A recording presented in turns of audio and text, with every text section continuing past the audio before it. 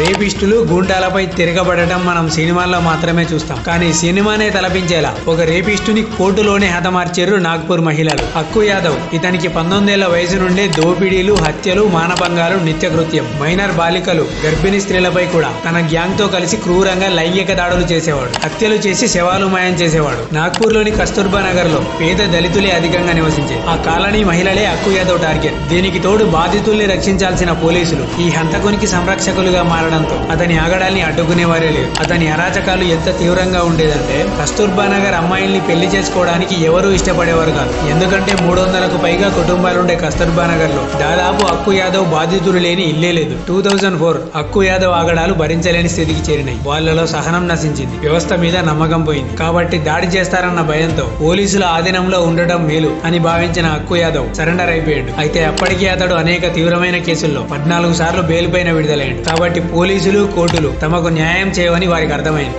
పోలీసుల భద్రతలో అక్కు యాదవ్ కోర్టుకు అపియర్ అవుతుండగానే వందల మంది అతని బాధితులు కారం పొడి, కత్తులతో పోగై ఏ కోర్టులో తమకు న్యాయం దక్కలేదో అదే కోర్టులో పోలీసులు చూస్తుండగానే అక్కడికక్కడే హతమార్చారు. అక్కు యాదవ్ హత్యకు మేమంతా బాధ్యులమే, మమ్మల్ని అందరినీ అరెస్ట్ చేయమని అతని బాధితులంతా ప్రకటించారు. సరైన ఆధారాలు లేవని ఈ హత్యలో నిందితులందరినీ 2014లో అదే కోర్టు నిర్దోషులుగా ప్రకటించింది. మరి కస్తూర్బా నగర్ మహిళల ఈ చర్యపై మీ అభిప్రాయాన్ని కామెంట్ చేయండి. వీడియో నచ్చితే లైక్ చేయండి.